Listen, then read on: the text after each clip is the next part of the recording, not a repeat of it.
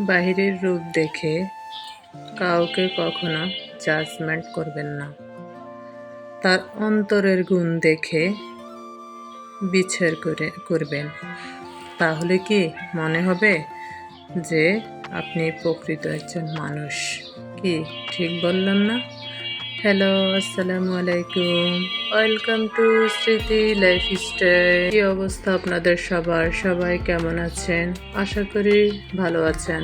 আমরাও আপনাদের দোয়ায় আলহামদুলিল্লাহ ভালো আছি। ভালো বলবো না, একটু অসুস্থ আছি। তারপরেও কি করব আর, নাহার বান্দাদেরকে নিয়ে একটু বাইরে চলে গেলাম ঘোরাঘুরির জন্য। এই যে বললাম না, শুক্রবার বলি কথা। শুক্রবারে তো তাদেরকে ঘুরাতে একটু নিতেই হয়, না নিলে তাদের মুড খারাপ থাকে, মন ভালো থাকে না।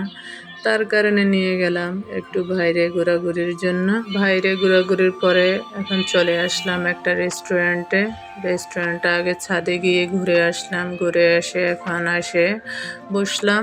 বসার পরে এই যে মেনু চলে আসছে। স্যারেরা এসে মেনু দিয়ে গেল। আর এই যে এখন সবাই খাওয়া দাওয়া দেখতেছে। খাওয়া দাওয়া দেখে আপনার এই যে মেনু দেখে এখন অর্ডার দিব।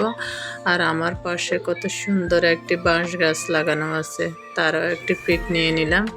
আর এই যে আমার মেয়েও অর্ডার দিতেছে, মেনু দেখবে, অর্ডার দিবে, ছেলেও দিবে। তাই দুইজনে দেখতেছে কার কি পছন্দ, কে কি খাবে। দুইজনেই তার পছন্দ মতো অর্ডার দিচ্ছে। তাদেরও তো মন খুশি করার দরকার, তাই না? ও অর্ডার দিয়ে চলে আসলো। তাদের খেলার একটা স্পেস আছে এখানে। দুই ভাই বোনে মিলে খেলাধুলা করতেছে। বোনকে বসালো আর ভাই এই যে দেখেন তাকে নিয়ে অনেক মজা করতেছে, আনন্দ করতেছে। ছোট্ট একটা প্লেস ছিল, বাট রেস্টুরেন্টটা কিন্তু অনেক সুন্দর ছিল, অনেক ভালোই লাগছে। বাচ্চাদেরও আনন্দ হইলো, খেলাধুলা করলো, ভালোই লাগলো। আর এই তো এই যে ওনাদের খেলাধুলা শেষ করে একটু লুকটা নিয়ে নিলাম রেস্টুরেন্টের। দেখতে খুবই সুন্দর ছিল, রেস্টুরেন্টটা আসলে অনেক সুন্দর ছিল।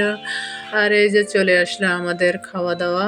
এখন খাওয়া দাওয়া সার্ভ করার পালা। কে কী খাবে সবাই প্লেটে সাজিয়ে সাজিয়ে নিচ্ছে, সবার জন্য প্লেট সাজাচ্ছে।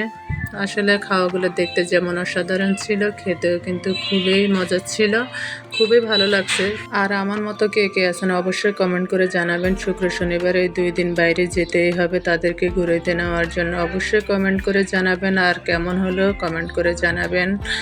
সবাই ভালো থাকবেন, সুস্থ থাকবেন, আমাদের জন্য দোয়া করবেন। খোদা হাফেজ।